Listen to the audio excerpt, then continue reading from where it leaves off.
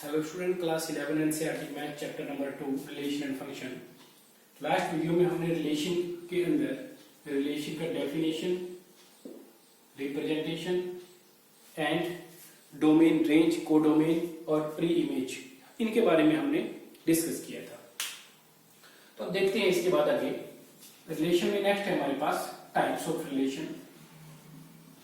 Types of relation, हालांकि NCERT में आपके पास ये टॉपिक के बारे में कुछ मेंशन नहीं है, लेकिन टाइप्स ऑफ रिलेशन, लेकिन आपको 12th के अकॉर्डिंग 12th में भी आपको जरूरत पड़ेगी उसके लिए, और 10th इसमें आपको 11th में भी नीड होती है इसकी, तो इसके लिए भी आपको टाइप्स ऑफ रिलेशन का पता होना चाहिए। क्या क्या टाइप्स ऑफ रिलेशन होती है? देखो, सबसे पहले रिलेशन जो है, हमने बात की थी रिलेशन किस तरीके से हमने कोई भी रिलेशन जब लिया था तो हमारे पास लेटेस्ट एक सेट ए है, एक सेट ए है, तो इस सेट के जो कार्टेशियन प्रोडक्ट आपके पास आई, कोई भी जितने भी कार्टेशियन प्रोडक्ट होंगे, जितने भी ऑर्डर पेयर उसमें होंगे, उन ऑर्डर पेयर में से कोई एक सबसेट हमने लिया, कोई भी सबसेट हमने उसमें से लिया, वो हमारे पास एक रिलेशन होगा।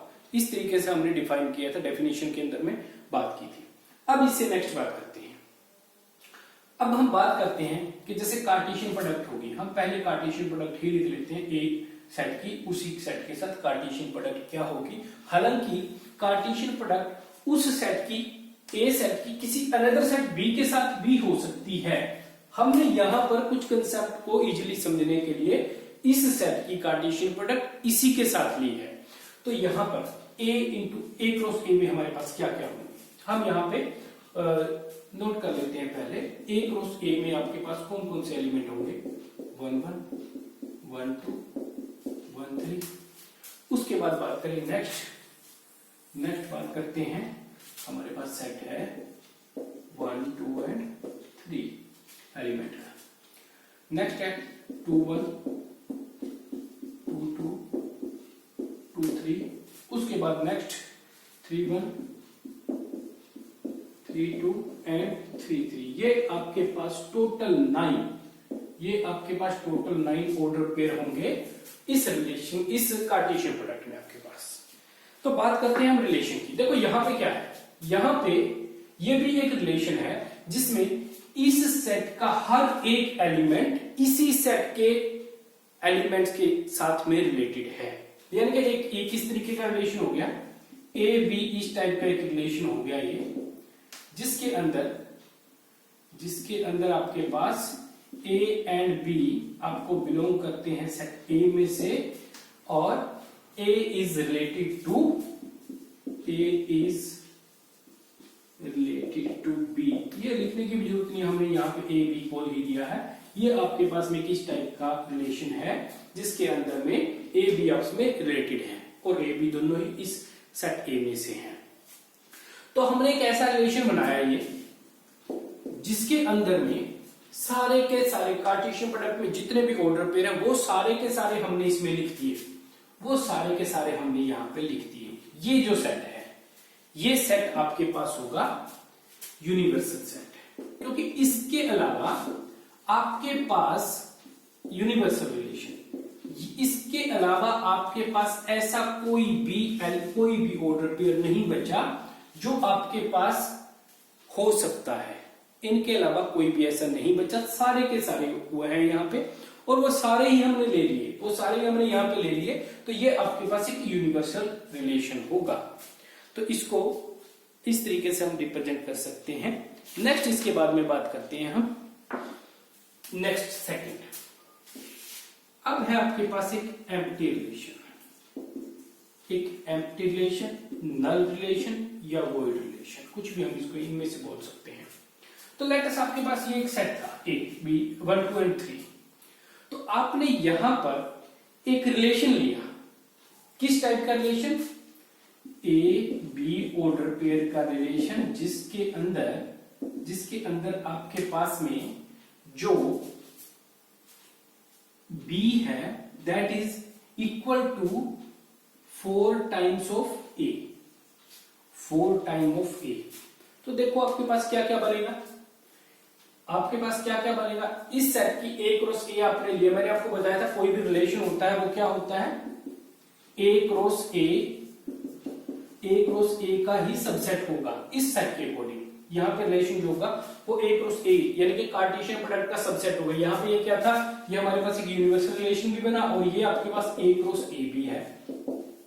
देखते हैं नेक्स्ट। अब एम्प्टी रिलेशन क्या है उसको समझने के लिए पहले हम इसके एलिमेंट, इसके ऑर्डर पेयर देखते हैं क्या बनेंगे, इसके अकॉर्डिंग क्या बनने चाहिए हमारे पास। यहां पे हम 1 रखें तो 1 के लिए हमारे पास 4 से मल्टीप्लाई होके 4 होना चाहिए। 2 रखें तो 2 के लिए आपके पास 8 होना चाहिए। 3 के लिए आपके पास 12 होना चाहिए। तो आप ये देखो क्या आपके पास ये 4, ये यहाँ पे ये भी तो है कि A और B दोनों ही आपके पास A में से होने चाहिए, लेकिन क्या 4, 8 और 12 आपके पास इसमें है, नहीं है।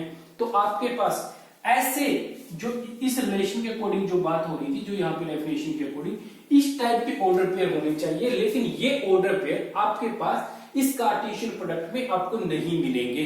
तो यानी कि इस टाइप का रिलेशन आपको, इस टाइप के ऑर्डर पेयर आपको नहीं मिले, ये इस तरीके से इस सेट में, इस रिलेशन में आपके पास इस रिलेशन का जो ये सेट बनेगा उसके अंदर आपके पास कितने ऑर्डर पेयर आएंगे, कोई भी ऑर्डर पेयर नहीं आ पाएगा, वो खाली रहेगा। यानी कि इस तरीके से ये एक रिलेशन बन गया, इस तरीके से कोई भी इसके अंदर में, ये एक ऐसा सेट है जिसके अंदर कोई भी एक भी ऑर्डर पेयर नहीं है। तो ये रिलेशन जो आपके पास है, ये रिलेशन आपके पास हो गया एक एम्प्टी रिलेशन, ये आपके पास एम्प्टी रिलेशन है। इस तरीके से आपने इसको डिफाइन कर दिया। तो ये रिलेशन इस सेट के अकॉर्डिंग, इस सेट के अकॉर्डिंग एक एम्प्टी रिलेशन है। नेक्स्ट बात करते हैं एम्प्टी रिलेशन के बाद में आपके पास है आइडेंटिटी रिलेशन। आइडेंटिटी रिलेशन, देखो आइडेंटिटी का मतलब होता है एक पहचान, यानी कि अब यहां पर हमारे पास किस तरीके से ये यूज होती है, एक ऐसा टाइप का रिलेशन। पहले हम यहां से एक रिलेशन निकालते हैं फिर उसके अकॉर्डिंग बात करते हैं। देखो हमने यहां से एक रिलेशन लिया, किस टाइप का रिलेशन लिया, हमने इस टाइप का रिलेशन लिया कि जो फर्स्ट एलिमेंट है वही सेकंड एलिमेंट है, यानी कि ए बी किस टाइप का है, वो ए इस टाइप का है यहां पर। तो हमने क्या किया, यहां पे इस सेट के अकॉर्डिंग लिखा जाएगा 1 1। नेक्स्ट क्या हो जाएगा, इनमें से हमने देखे कि फर्स्ट भी वही होना चाहिए, सेकंड भी वही, 2 2 और थर्ड, नेक्स्ट 3 3। इसके बाद क्या कोई आ सकता है, नहीं आ सकता, सिर्फ ये पॉसिबल है। तो ये जो आपके पास एक रिलेशन है अंडर द सेट ए, इस सेट ए के अकॉर्डिंग ये जो आपके पास रिलेशन है ऑर्डर पेयर किस टाइप के, जिसके अंदर में आपके पास फर्स्ट एलिमेंट और सेकंड एलिमेंट दोनों ही सेम है। कोई भी एलिमेंट जो है, एवरी एलिमेंट इटसेल्फ अपने साथ ही वो एक रिलेशन में है। तो ये इस टाइप का रिलेशन, और ए कहां से है, सेट ए में से है, ये आपके पास है एक आइडेंटिटी रिलेशन। आपको यहां पे ध्यान रखना होगा, सारे के सारे जो ऑर्डर पेयर होंगे उनके अंदर में दोनों ही एलिमेंट एक जैसे होंगे, 1 1 2 2 3 3। इनके अलावा किसी भी टाइप का कोई भी और ऑर्डर पेयर यहां से नहीं आ सकता। ये आपके पास आइडेंटिटी रिलेशन है। अब नेक्स्ट बात करते हैं, नेक्स्ट बात हम करेंगे इनवर्स रिलेशन की। इनवर्स रिलेशन क्या है, इसको समझने के लिए पहले हम यहां पे एक सेट कंसीडर करते हैं। लेटस हमारे पास एक सेट है यहां पर, इसी में से ले लेते हैं कुछ एलिमेंट। 1 1 को पिकअप किया, 1 3 को पिकअप किया, उसके बाद एक ले लेते हैं 2 1। ये हमने यहां से उठा लिए, ये एक रिलेशन को हमने नेम दिया R1। इस रिलेशन के लिए इसका इनवर्स क्या होगा, अगर हम इस रिलेशन के जितने भी ऑर्डर पेयर हैं उन सभी ऑर्डर पेयर का, ऑर्डर पेयर को के अंदर जो एलिमेंट है उनको रिवर्स कर दे, यानी कि जो फर्स्ट एलिमेंट है ए बी है, ये इस तरीके से आपको यहां पे बी ए की फॉर्म में लिखना है। सेकंड वाला पहले और फर्स्ट वाला सेकंड। तो ये आपके पास हो गया 1 1, क्योंकि ये 1 आपने पहले लिख दिया, ये बाद में लिख दिया। यहां पे ये हो गया 3 1, ये हो गया 1 2। ये आपके पास में इस टाइप का एक रिलेशन मिला आपको। तो देखो इसमें क्या है, आपके पास ये 1 1 था, ये 1 1 था, ये आपको 1 1 मिल गया है। ये 1 2 1 3 था, 3 1 मिल गया है। 2 3 था, 2 1 था, 1 2 आपको मिला है। तो ये आपके पास जो रिलेशन है, ये रिलेशन है R1 इनवर्स। इस रिलेशन का ये आपके पास एक इनवर्स रिलेशन है। अब आप एक चीज और देखो, इसमें से एक बात और समझते हैं। हम यहां पर देखें, इस R1 का डोमेन क्या है? डोमेन क्या है? डोमेन देखते हैं। डोमेन होता है first element of order pair. 1, सारे ऑर्डर पेयर में जितने भी फर्स्ट एलिमेंट है उनका सेट। 1 2 1 है, 1 आ ही गया है। नेक्स्ट है रेंज क्या है R1 की? रेंज होता है सेकंड एलिमेंट जितने भी है उन सबका एक सेट। 1 3 1 1 और 3, 1 ऑलरेडी आ चुका है। अब बात करते हैं R इनवर्स के केस में। R इनवर्स के केस में आपके पास, R इनवर्स के केस की बात करें जब, उस केस में आपके पास डोमेन क्या है देखते हैं। डोमेन आपके पास क्या है? डोमेन नहीं, पहले हम रेंज चेक करते हैं। रेंज क्या है? रेंज है आपके पास 1 1 2, यानी कि 1 और 2, 1 और 2 आपके पास किसका डोमेन है? रेंज है R1 इनवर्स के केस में। देखो यहां पे आपके पास दोनों सेम आ रहे हैं, दोनों ही सेम आ रहे हैं, यानी कि डोमेन जो है R1 का, वो R1 का जो डोमेन है वो R1 इनवर्स के रेंज के इक्वल होगा। और यहां से जो रेंज होगी R1 की, वो किसके इक्वल होगी देखते हैं हम। रेंज अब R1 इनवर्स का डोमेन लेते हैं यहाँ पे 1 3 1, यानी कि 1 और 3 1, ये आपके पास ये था डोमेन ऑफ R1 इनवर्स। तो यानी कि रेंज जो होगी R1 की, वो उसके इनवर्स के डोमेन के इक्वल होगी। तो यहां से ये चीजें आपको याद रखनी होगी। उनके अकॉर्डिंग कई बार आपके पास में MCQs या फिर कोई क्वेश्चन के अंदर में भी ये चीजें पूछ ली जाती है। तो यहां से आज अभी हमने किया इनवर्स रिलेशन क्या है, वो पूरा का पूरा सारे के सारे कार्टेशियन प्रोडक्ट हमने लिख दी, वो हमारे पास इनवर्स रिलेशन होता है, वो आपके पास यूनिवर्सल रिलेशन होता है। उसके बाद बात करें एम्प्टी रिलेशन, हमने ऐसा ऑर्डर पेयर का एक सेट बनाया जो पॉसिबल ही नहीं है, जो उस कार्टेशियन प्रोडक्ट में से पॉसिबल नहीं है, वो एलिमेंट, वो ऑर्डर पेयर हम ले ही नहीं सकते। ऐसा रिलेशन फिर हम नहीं रिप्रेजेंट कर सकेंगे, वो आपके पास होगा empty relation. Next identity relation क्या है?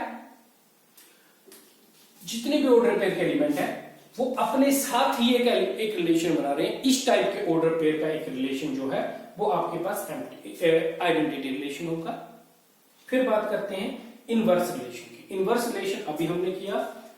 हमारे पास अगर एक रिलेशन है किस टाइप का, अगर हमारे पास एक रिलेशन है R A B, और A B आपके पास में दोनों ही कहां से बिलोंग करते हैं? ये आपके पास A में से बिलोंग करते हैं, ठीक है। और A और B में कोई भी रिलेशन है तो उसके अकॉर्डिंग आपके पास एक यहां पर R इनवर्स एग्जिस्ट करेगा। R1 क्या होगा? R1 इनवर्स B A, यहां पे आपके पास A B दोनों ही A को बिलोंग करेंगे, और A और B, यहाँ पे B जो है आपका वो A के साथ में रिलेटेड है। तो ये आपके पास होता है इनवर्स रिलेशन।